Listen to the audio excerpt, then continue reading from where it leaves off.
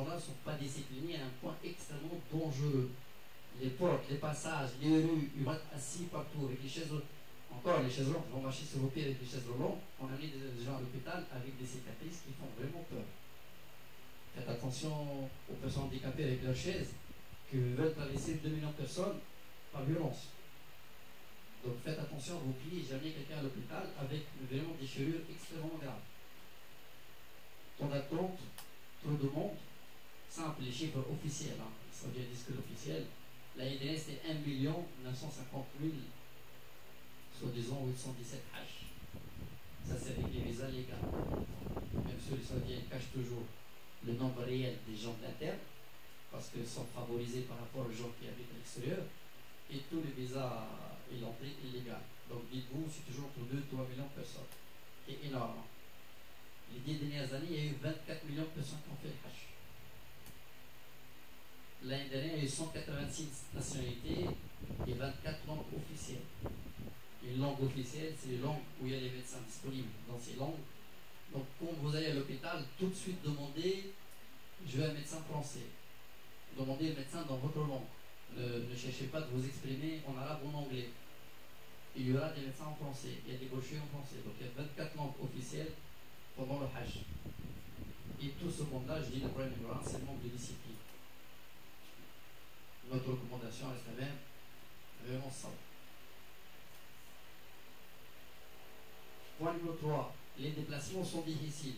Les déplacements, que ce soit à pied ou en bus. Et parfois, je ne sais pas qu'est-ce qui est pire que l'autre. En tout cas, il y a des lieux où on va éviter le bus. Là, on va choisir par défaut marcher à pied. À pied, c'est toujours loin de haram. C'est juste le soleil, la poussière, il n'y a pas de trottoir, c'est ça ce qui est difficile. Mais dans le périmètre de 1 km du haram, ça devient les gens qui sont assis par terre. Donc marcher, parce que vous avez alhamdoulilah la chance d'être en 4-5 étoiles, mais les gens qui sont à 300-400 mètres, ils pensent qu'ils sont proches. Faire 300-400 mètres pendant le haram, c'est une mission impossible. Parce qu'il faut traverser 300-400 mètres par terre avec les chaises roulantes, les gens assis en train de manger, et c'est extrêmement, vraiment compliqué. Donc, déplacement difficile, à pied, on fait ce qu'on peut. Et en bus, il y a des passages en bus, on les a éliminés, on va marcher à pied. Mais le bus sera là, celui qui veut prendre le bus, je laisse un guide avec lui. Et moi je vais dire, ceux qui sont en bonne santé viennent avec moi, on marche à pied. C'est plus rapide. J'ai fait le calcul, j'ai fait la calculatrice il y a 2 jours, j'ai dit, on est 2 millions, ça c'est officiel, hein, 2 millions. Il faut combien de bus pour faire bouger 2 millions de personnes, sachant qu'un bus c'est 49-50 places. Le chiffre c'est simple, il faut 400 000 bus. Est-ce que quelqu'un peut imaginer avec son cerveau 400 000 bus? C'est impossible. Donc, c'est à la moitié, 200 000, c'est impossible. C'est un quart, 100 000 bus, c'est impossible. L'Arabie Saoudite n'a pas 100 000 bus. 50 000 bus, c'est impossible. 20 000 bus, donc allez, il est difficile. Donc, dites-vous, il y a des dizaines de milliers de bus, mais 10 fois plus de gens autour de bus sur les routes même, et les voitures, et autres qui se déplacent sur les mêmes routes. Ce qui fait que marcher à pied, c'est plus rapide qu'un bus. Ce qui fait votre bus, pourquoi il n'est pas venu? Parce qu'il faut que le bus fait 10 allers-retours dans la journée.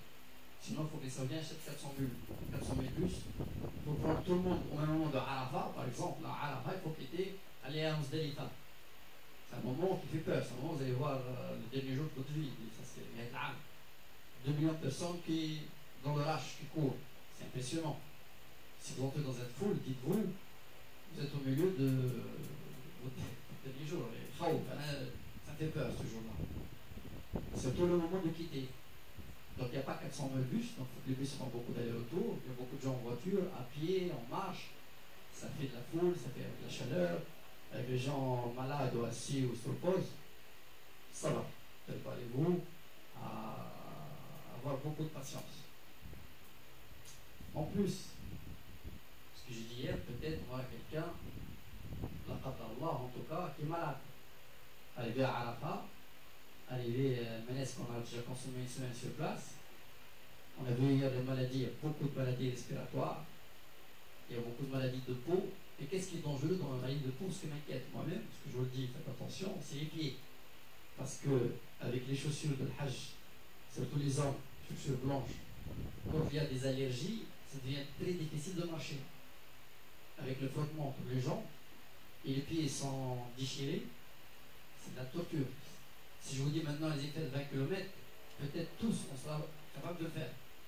Mais si je vous dis attention, avec une grippe, vous avez entre les jambes qui avec des boules et les pieds déchirés avec des champignons.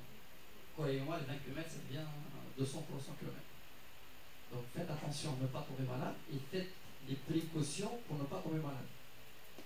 On va en parler sur les chaussures. Qu'est-ce qu'il faut manger? Le coup de soleil, la fatigue, l'épuisement, ça complique ces actions qui semblent être simples. Du coup, j'ai l'habitude de faire 10 km, ça peut ne pas être dans les mêmes conditions.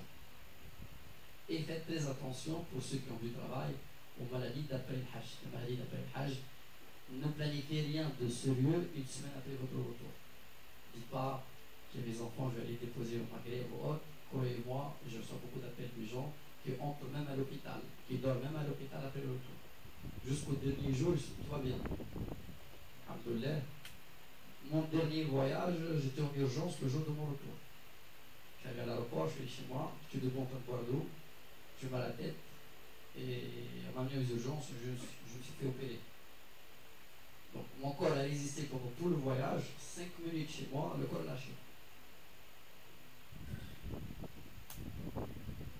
En plus, donc tout ça, vous avez certainement manque de sommeil. Attention, là en bas, il y a un manque de sommeil léger, amateur. Là, c'est un manque de sommeil professionnel. C'est pas la même chose. Là en bas, j'ai raconté une anecdote que j'avais vécue moi-même, où quelqu'un qui venait me voir une fois, allez bien voir, regarde, je sors de prison, après 8 ans en prison parce que j'ai tué quelqu'un. Et pourquoi? Parce que je suis quelqu'un de nerveux et si je m'énerve, je ne me retiens plus. Bref, il a tué quelqu'un. Il était en prison, il sort de prison, il vient se repentir à la main. Et il a dit, là, je suis à deux doigts de tuer la personne avec moi dans la chambre. Je le déteste. Vous n'arrivez pas à dormir, il ronfle. Et à un point où le mec me parle de manière sincère. De manière sincère. Il a dit, sors-le de la chambre, il est en danger. Donc, quelqu'un sort de prison, je prends les choses au sérieux. Et ça, c'est pourquoi? Parce que ce jeune garçon n'arrive pas à dormir. Fatigue. Il rentre dans la chambre. L'autre, soit il parle, soit il regarde la télé, soit il rentre. Un jour, il n'a rien dit, 2 jours, il a rien dit, au bout de 3 jours, il était à bout de nerfs. À un point qu'il me dit, il est danger, je peux tuer. Le manque de sommeil, la fatigue, une grippe de passage, les 2 millions de pèlerins que vous allez être étonnés de leur comportement, ça va vous créer un climat très, très compliqué. Et là, je reviens à ce que je disais au début, vous êtes dans un stage de préparation. Dans un stage, Dieu vous a créé des difficultés. C'est pas simple. Pour réussir le stage, ce sont des difficultés. Un aperçu, je pense qu'on n'a pas fini tout, c'est un aperçu de vos difficultés parce qu'on peut rajouter aussi que vous avez mal mangé, vous avez faim. Parce que ceux qui n'aiment pas le riz vont souffrir. Si vous n'aimez pas le riz, préparez-vous à la souffrance. Parce que même les petits déjeuners peuvent vous amener du riz. Et à midi, le riz, le soir, ça sera du riz. Il faut un riz blanc, il faut un riz cantonné, il faut un riz, je ne sais pas quoi, mais c'est du riz. Et le poulet. Donc, croyez-moi, ce qu'il a dit, je ne sais pas si vous remarquez Hassan Yakuisen, les gens posent plus de questions sur Fatah ou Al-Hajj. Au bout de 2-3 jours à Mina, personne ne vient dire j'ai fait une erreur, le Hajj, le Rukn Kadar, comment tu parles à Allah. Personne. Tout le monde, qu'est-ce qu'on mange? Tu vas ramener encore du riz combien? Mais c'est pas possible. VIP, moi VIP. Et VIP, t'es en Asie. L'Asie, c'est du riz. Tu prends un avion, fais dîner, je sais pas, à Paris, et revient le soir. La Mecque, c'est du riz. L'Arabie Saoudite, c'est du riz. L'Asie, c'est du riz. Vous êtes en Asie. Situez-vous un peu. Il y a des tentatives de quelques restaurants de faire de couscous, mais c'est l'échec. C'est un couscous. Il ne faut pas toucher. Ils veulent nous attirer, venez chez nous, on a un chef de cuisine qui s'appelle du couscous, mais c'est pas du couscous.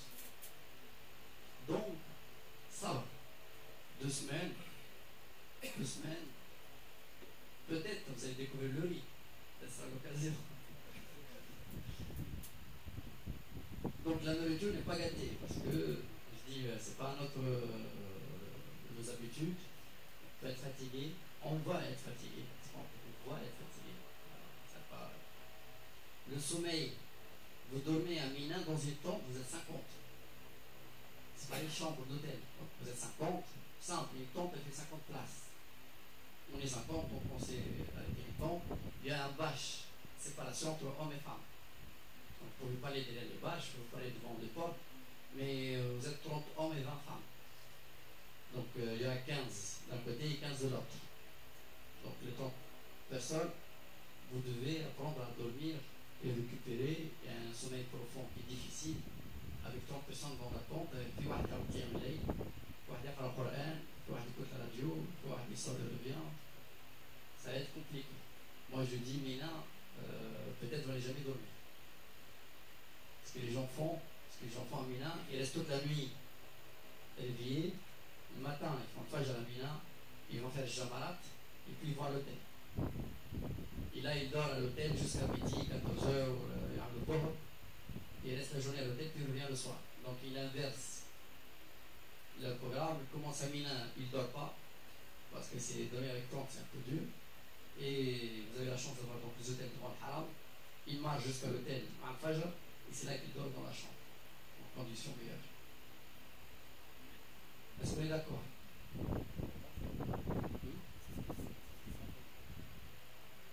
Nous, ce qu'on fait, c'est ça la bonne question, nous, ce qu'on va faire. Nous, on a 2 guides dans le film. Il y en a un qui va rester tout le temps à Mina. Donc les personnes fragiles ou âgées, ou pas la pêche, ou la force pour aller jusqu'à Al-Haram, il ne va pas au Haram. Dans Mina, on va organiser 2 choses. De rousse et de juif pour un. On a quelqu'un avec nous dans la tente, Omar, très belle voix. Il va donner des cours, ceux qui veulent apprendre comment on a un juif pour un. On va faire des ateliers à Mina, pour ceux qui veulent rester. Ceux qui veulent descendre, il y a chaque jour avec Ali. Donc il y a 2 groupes, on n'avait pas fait la même chose. Ceux qui veulent descendre, on va les accompagner. Ceux qui veulent rester, il y a quelqu'un qui reste avec eux, à Mina.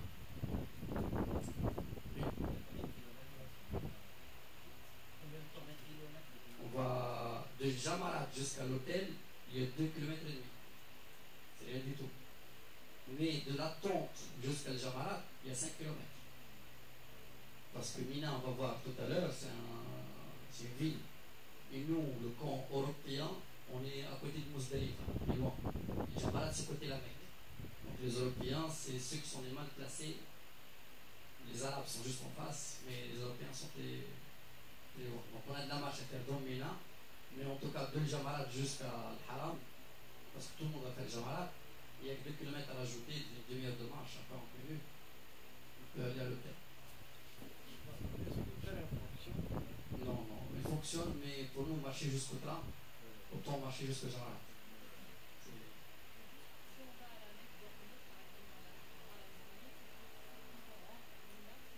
Il faut que le soir, il faut venir dormir à Mina le soir. Absolument, chaque jour le soir, pour ceux qui veulent descendre. Sauf si quelqu'un prend un taxi ou un truc. Premier jour, non, mais deuxième, troisième jour, oui. Oui.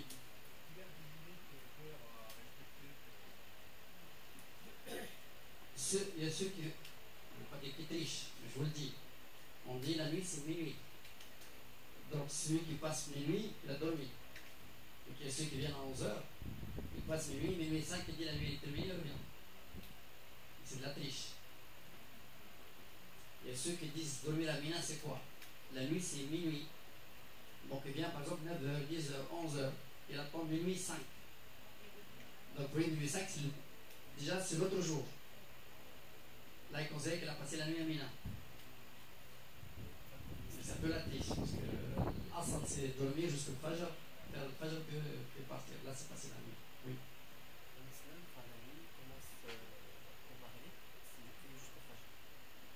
Oui, mais il y a ceux qui passent minuit, ils partent.